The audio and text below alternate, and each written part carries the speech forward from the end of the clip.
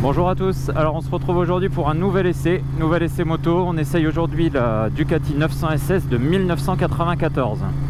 Donc je remercie encore grandement, comme je le fais à chaque fois, son propriétaire et les propriétaires qui me font confiance et qui me prêtent leur moto. Donc un grand merci à lui. Je vais m'arrêter, je vais vous montrer un petit peu la moto vue de l'extérieur, l'équipement, les caractéristiques. Et après on se retrouve au guidon pour l'essai et pour mes impressions sur la route. A tout de suite. Alors on se retrouve à l'arrêt pour que je vous présente cette magnifique Ducati Super Sport. Donc là on est sur un modèle de 1994, donc on est sur une machine qui a bientôt 30 ans, qui est vraiment dans un très bel état. C'est une machine sur laquelle il y a pas mal de travaux qui ont été faits, c'est une machine qui a subi pas mal de modifications, je vais vous expliquer tout ça. Donc cette moto date donc de 1994. Modèle à carburateur, donc on est sur un moteur 900 cm3 bicylindre, distribution desmodromique, 2 soupapes par cylindre, alimenté à l'origine par 2 carburateurs Mikuni. Et là on est sur 2 carburateurs, je vais lever le réservoir pour vous montrer ça après. On est sur 2 Kein FCR 41 avec des cônes KN. Alors si on part de l'avant, donc ce qui est caractéristique sur cette moto c'est son phare carré à l'époque, qui lui donnait un look qui a été beaucoup critiqué, mais que moi je trouve super sympa parce qu'on est sur une machine qui a 30 ans, elle a un vrai caractère, elle a une vraie gueule, elle est vraiment belle. En termes d'équipement on est super bien équipé, donc toujours pareil, hein, je me répète mais il faut remettre dans le contexte, on est sur une machine qui a 30 ans. On a une fourche Showa entièrement réglable, on a un système de freinage Brembo série Or. Donc là sur cette moto là d'origine normalement il n'y a pas de durite aviation, là on est passé sur des durites aviation.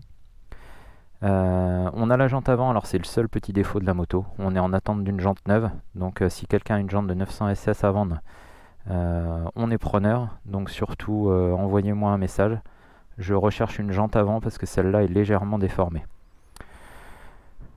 Au niveau du poste de conduite, alors je vais faire le tour. Donc sur cette moto, on est sur quelque chose de sportif. Alors, on va attendre que le tracteur soit passé. Donc on est sur quelque chose de sportif, donc il y a vraiment le minimum vital. Donc on a un beau contour à aiguille, compteur à aiguille comme à l'époque. Ici vous avez le petit panel de voyants traditionnel. Donc le capteur de point mort, une petite sécurité pour la béquille, la pression d'huile, les clignotants. On est encore sur des compteurs à rouleau, donc ça c'est vachement stylé, avec la petite molette ici pour venir remettre à zéro. On a un embrayage hydraulique, sur lequel j'ai mis aussi une durite aviation. On va retrouver au niveau des commodos du basique, appel de phare, plein phare, les phares clignotants klaxon. De ce côté-là, vous retrouvez votre coupe-circuit, votre démarreur, et c'est tout. Tout est monté en Brembo, mètre cylindre Brembo pour l'embrayage, mètre cylindre Brembo pour les freins, avec bocal séparé. Alors ensuite on a un réservoir de 16 litres. Là on est sur un modèle qui est complètement caréné. Et il existait aussi des modèles qui étaient semi-carénés, avec en fait une tête de fourche qui s'arrêtait à peu près à ce niveau-là, et vous n'aviez pas le carénage qui est ici. Donc sur ce modèle-là, on le verra aussi quand je vais lever le réservoir, on a un boîtier Initech avec des bobines NGK Racing et les câbles rouges de bougie NGK Racing. On est sur des collecteurs d'origine, par contre on a 2 très jolis silencieux Boss en carbone. Vous aviez aussi à l'époque le petit capot de selle amovible. Certaines pouvaient aussi être mises en monoposto avec une coque complète et des silencieux position haute. On retrouve à l'arrière un mètre cylindre de frein, pareil on est sur du Brembo, qui n'était pas équipé de durite aviation mais qui l'est maintenant. La jante arrière qui elle vient d'être repeinte, sablée repeinte en peinture époxy comme le cadre. Et voilà, il y a le même traitement qui sera fait sur la roue avant dès que c'est possible, dès qu'on aura trouvé une roue. Donc voilà pour ce joli modèle. Au niveau des suspensions à l'arrière, j'en ai pas parlé, mais on est sur un amortisseur Shock Factory. Donc vous le voyez ici, amortisseur Shock Factory, ressort rouge avec une molette de réglage qui agit en combiné sur la précontrainte, sur la détente et la compression. On est sur un embrayage à sec, donc traditionnel des Ducati de l'époque, avec ce bruit de claquement traditionnel de l'embrayage à sec. Donc là on a un carter ouvert, ce qui permet de voir l'embrayage travailler, ce qui permet de profiter encore plus de ce bruit métallique que certains ne trouvent pas joli, mais qui est si caractéristique. Alors on va regarder un petit peu ce qui se passe sous la selle. Donc pour enlever la selle, on a la serrure qui est là juste au-dessus. Et puis on va aller s'intéresser surtout à ce qui se cache sous le réservoir. Donc on va poser la selle. Donc là on retrouve le boîtier Initech de chez DevMoto. Donc ce boîtier là il vient remplacer tout le système d'allumage d'origine. On peut le brancher avec un port série sur l'ordinateur et agir sur les courbes d'avance à l'allumage. On peut aussi installer un shifter, on peut installer un shift light, on peut installer différentes maps et on peut tout programmer à partir de l'ordinateur.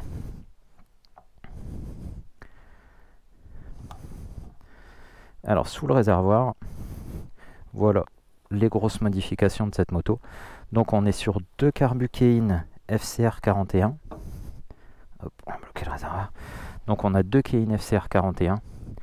On a l'Initech qui est branché sur deux bobines NGK Racing avec les câbles rouges. Donc là, en termes d'alimentation de mélange air-essence, en termes d'allumage, on est au top. Il y a vraiment une belle évolution. C'est des carbus qui peuvent vous emmener jusqu'à des réalisages en 944 cm3 au lieu des 904 d'origine. Voilà pour les modifs de cette moto. Donc je crois que maintenant, on en a assez dit à l'arrêt et qu'on va se mettre à son guidon. Et je vais vous emmener faire une petite balade et puis vous donner un petit peu mon ressenti de cette moto. Alors nous voilà de retour au guidon de cette 900 SS. Donc c'est un vrai plaisir pour moi d'essayer cette moto et de pouvoir vous la présenter parce que c'est une machine qui est fabuleuse. Alors voilà, là j'ai déjà tout dit, hein. Quand je vous dis ça, vous savez que je vais peut-être pas être très objectif, mais voilà, c'est une moto que je trouve vraiment exceptionnelle. Parce que c'est une moto qui reflète complètement l'esprit de Ducati. C'est une moto qui a 30 ans, qui reflète ce qui a fait la réputation de Ducati, le caractère des Ducati, le plaisir de conduite que l'on a sur une Ducati. Et là, quand on monte sur cette machine-là, on a tout ça. On a tout ça à 200%. J'ai été bluffé la première fois que j'ai fait des tours de roue avec. Moi qui ai un 900 Monster de 1995, donc pas la même époque, je trouve qu'on prend encore plus de plaisir avec ce 900 SS.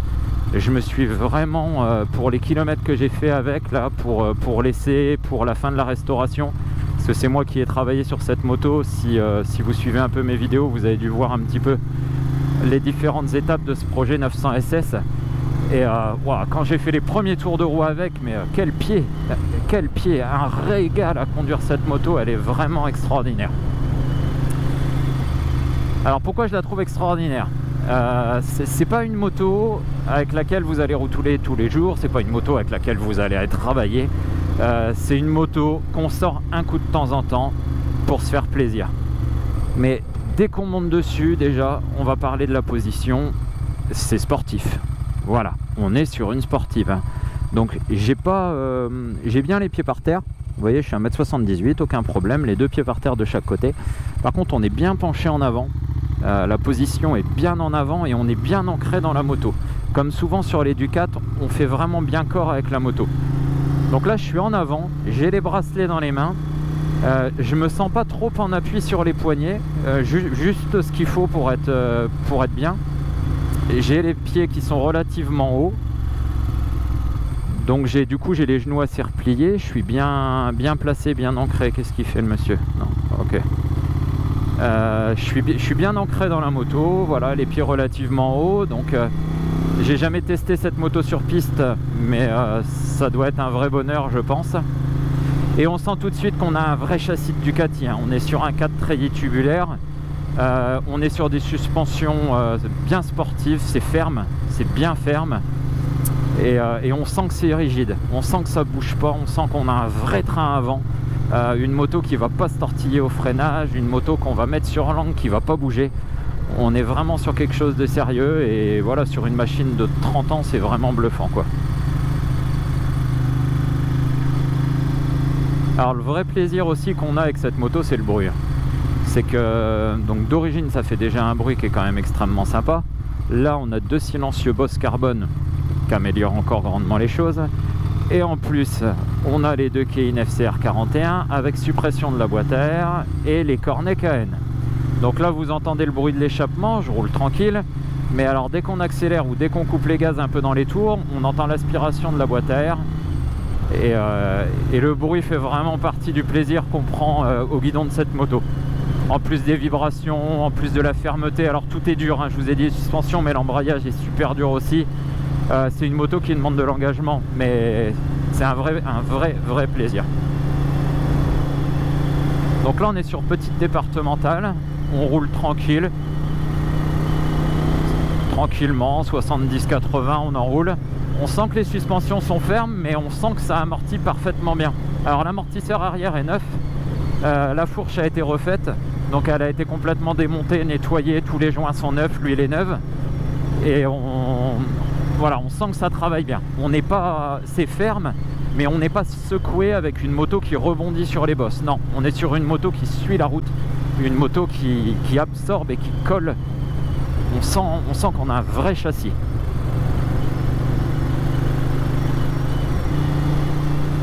Alors le moteur de cette moto développe un 78 chevaux. À l'époque, tout d'origine, il développait 78 chevaux. Donc là, avec un modèle, avec des silencieux, avec des FCR, il faudrait la passer au banc pour savoir, mais on reste quand même, voilà, on est sur une moto qui fait entre 80 et 90 chevaux. Sachant que les puissances qui étaient données chez Ducati à l'époque, c'est pas des puissances sorties moteur, c'est des puissances à la roue. Hein. Donc quand on avait 78 chevaux, on avait 78 chevaux à la roue arrière, pas 78 chevaux au vilebrequin.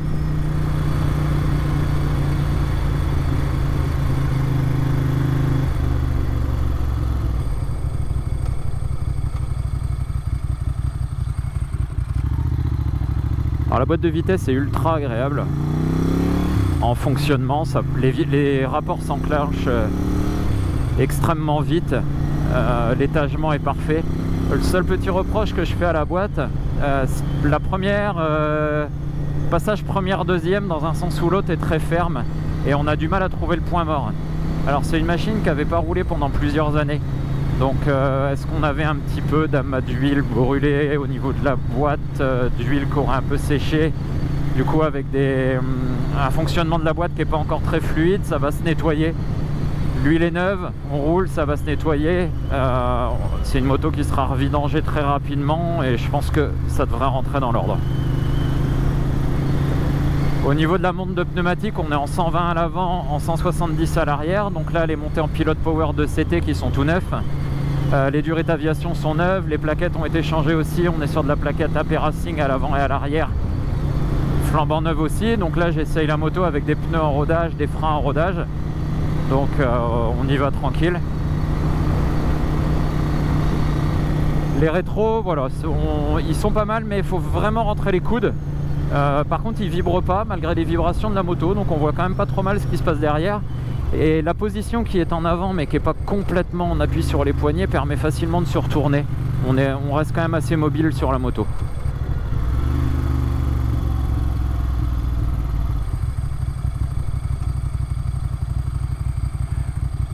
Alors dans la présentation à l'arrêt, j'ai pas parlé des aspects pratiques de cette moto, tout simplement parce qu'il n'y a pas d'aspect pratique sur cette moto. Elle est absolument pas faite pour être pratique, elle est juste faite pour vous donner un maximum de plaisir.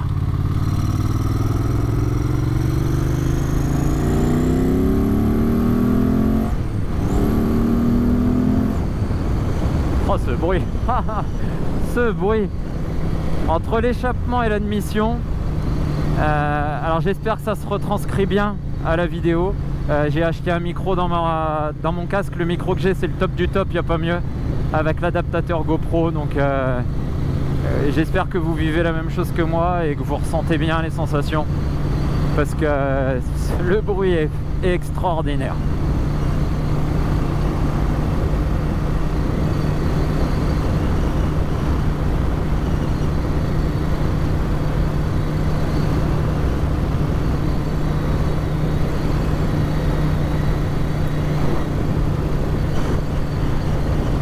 Là je suis tranquillement stabilisé à 90, je suis à 3500 tours, ça ronronne gentiment, ça vibre pas trop, ça serait presque confortable.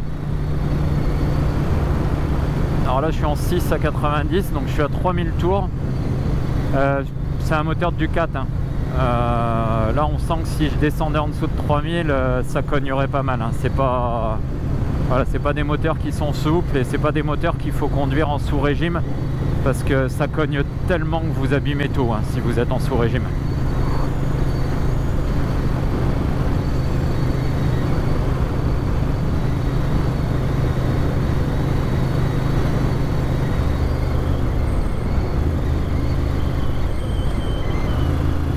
Alors on va rentrer dans la ville, donc on va voir un peu comment se comporte cette moto en ville. La ville qui n'est évidemment absolument pas son élément, hein. Elle a normalement rien à faire ici.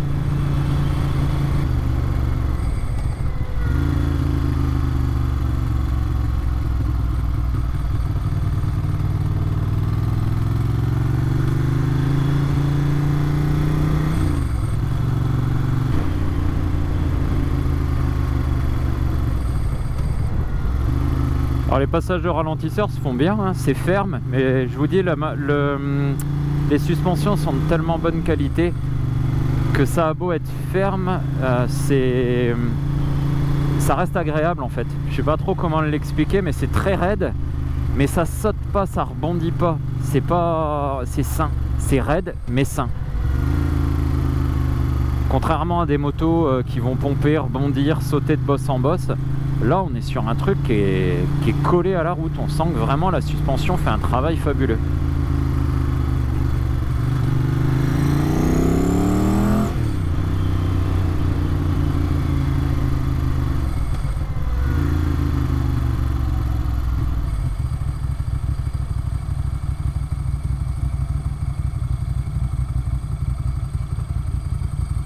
Voilà, alors le défaut sur celle-là, c'est ça, c'est que pour trouver le point mort, c'est une tannée. Là, j'ai le voyant de point mort qui est allumé, mais je suis pas au point mort en fait. Ça y est. Voilà, en fait, vous avez fini de trouver le point mort que le feu passe au vert.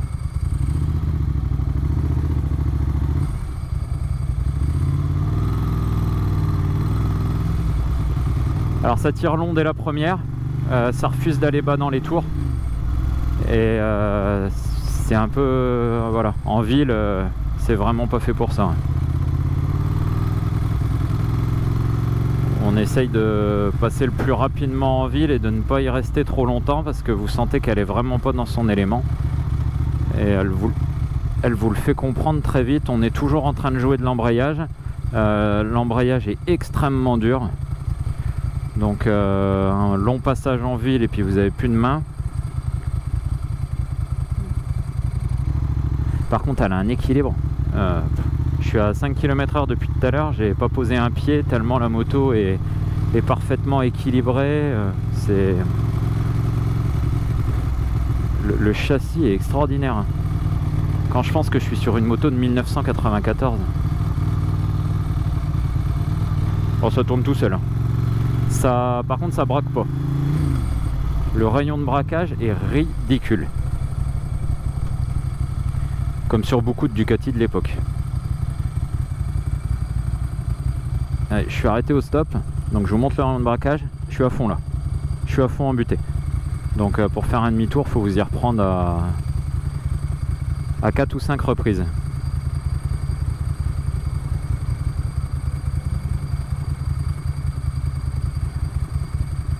Alors c'est pas un refroidissement liquide, c'est un refroidissement air-huile sur ce moteur. Donc une chose en plus qui fait qu'elle n'aime pas trop la ville. Alors là en ce moment il fait pas trop chaud, donc aucun problème. Par contre l'été quand il fait très chaud, elle aime pas trop ça, cette grande Ducati.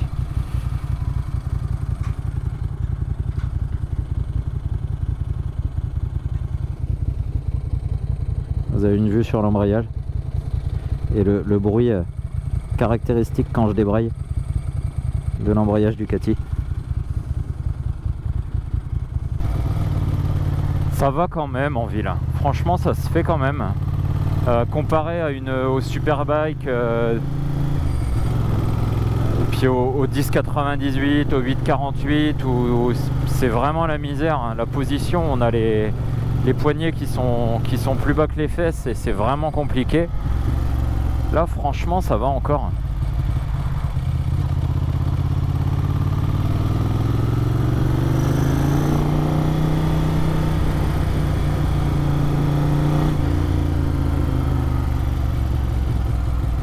Quels sont, quels sont.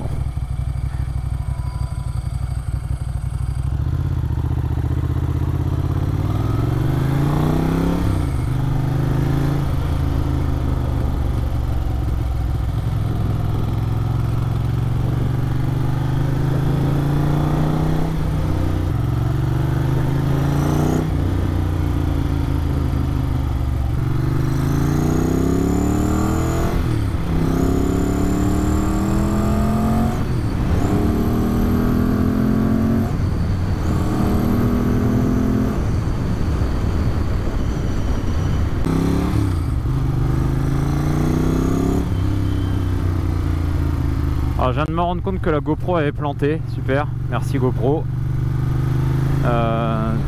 Du coup je vais voir en rentrant ce qui a raté, s'il y a des plans importants qui n'ont pas enregistré, je vais vous les refaire.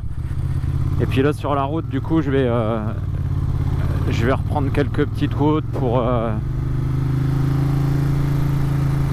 pour éventuellement réexpliquer des choses que j'avais peut-être déjà expliquées mais qui n'auraient pas été filmées.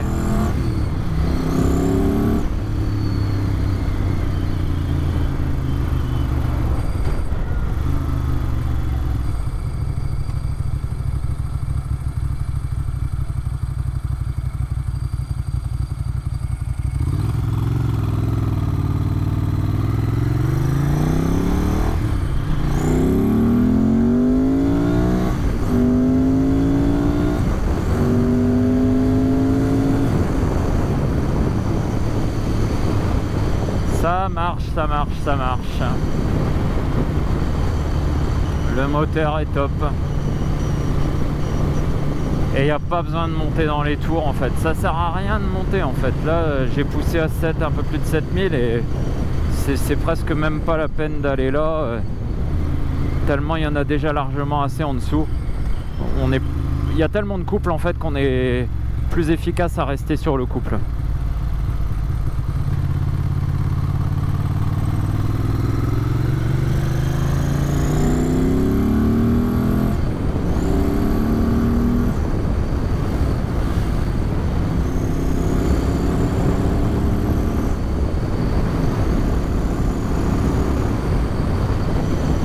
Vraiment les gros points forts de cette moto, c'est son châssis. Son châssis qui est d'une rigueur extrême. Le couple de son moteur, ses freins. Enfin vraiment toute la partie cycle est vraiment géniale. Alors, le moteur est pas hyper puissant. Ça marche bien mais c'est pas hyper puissant. Par contre c'est vachement coupleux. Ça c'est vraiment sympa. Et ça fait un super son quoi. Le son il est vraiment... chaque rotation de la poignée c'est un vrai bonheur. Mais le châssis, les freins et les suspensions et la position de conduite qui est parfaite, qui est sportive sans être trop sportive, qui est vraiment vraiment top. On est toutes super bien sur la moto.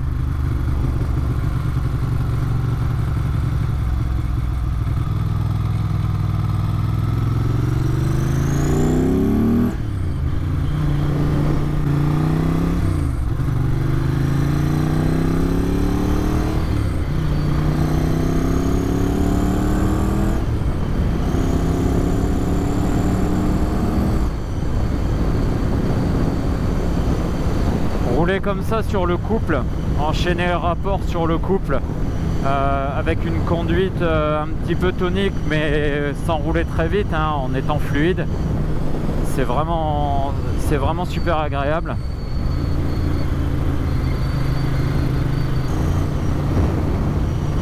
Ah, je suis sur des petites routes hein, avec un revêtement qui est vraiment pas terrible, il y a beaucoup de trous, beaucoup de bosses. Et ça secoue pas mal évidemment parce que c'est très ferme. Par contre on sent que c'est sain et on sent que ça reste collé à la route. La moto elle rebondit pas sur les bosses. Elle est ferme mais elle les absorbe. Quand elle passe une bosse elle rebondit pas, elle absorbe. Bon, et plein de gravillons là, super.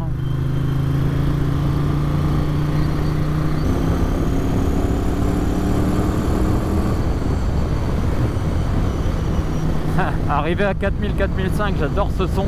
Je sais pas si ça s'entend à la caméra, mais je vais ralentir. On a un espèce de sifflement, on a l'impression d'avoir un compresseur qui se met en route. J'accélère doucement. Je sais pas si vous l'entendez là. On a un espèce de sifflement, on a l'impression de visualiser le tourbillon d'air là qui s'engouffre dans les carbus. C'est une moto qui est vachement représentative de ce qui se passe en fait. C'est au niveau des sensations, que ce soit dans les repose-pieds ou dans le guidon, vous sentez vraiment votre moto, vous avez l'impression de tenir les roues entre les pieds et dans les mains. La connexion entre la poignée de gaz et la roue arrière, c'est pareil. On a vraiment, il n'y a pas de temps de latence. On est vraiment connecté à la roue arrière, connecté au moteur. Elle vous fait tout ressentir en fait. C'est ça que j'adore avec ces motos là, c'est que voilà, alors pour rouler au quotidien c'est vraiment pas super. Moi je sais que pour rouler au quotidien je préfère une moto, je préfère une japonaise 4 cylindres toute douce pour rouler tous les jours. Par contre quand on recherche comme ça des sensations brutes, c'est carrément génial quoi. Vous ressentez tout. Vous avez l'impression de sentir le moteur tourner, de le sentir aspirer l'air et l'essence. Les bruits, les vibrations, c'est vrai en fait, c'est pas aseptisé, c'est ça, c'est une moto qui est vraie.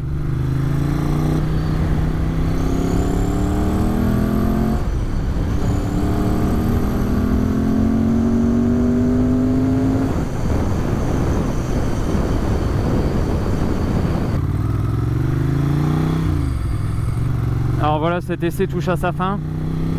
J'espère que ça vous aura plu. Moi je suis complètement conquis et bluffé par cette moto. Voilà, conquis par son caractère, conquis par la qualité de son châssis, conquis par sa gueule, complètement atypique. Et elle a 30 ans, elle fait tourner les têtes quand même, elle interpelle. Donc voilà, un bilan à mes yeux qui ne sont peut-être pas très objectifs, mais un bilan ultra positif, vraiment une machine extraordinaire.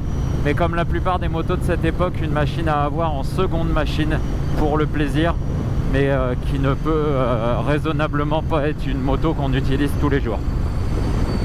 Merci à tous d'avoir regardé cette vidéo. Merci de la liker, merci de vous abonner, merci de la partager un maximum sur les réseaux sociaux. N'oubliez pas de vous abonner aussi sur les réseaux sociaux, Facebook et Instagram.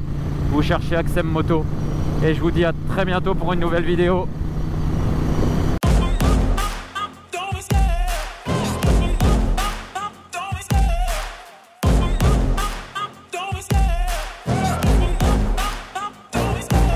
Love the chase and the hunt, and I set the pace when I'm running. I always take what I want and I always give it 100. Don't need a bank, no I'm funded. Play the game like it's nothing. I'm always thankful for something. Don't take for granted, stay humble. Now wake up, it's time to look at the enemy. Look in the mirror if he is no friend to me. It's not working out, maybe it's the chemistry. It's time to break up so I can make a better me. Better believe in your mind, cause it's everything. You can mold, shape, find almost anything. All it takes is some time and some clarity to find your identity. It's mind over everything.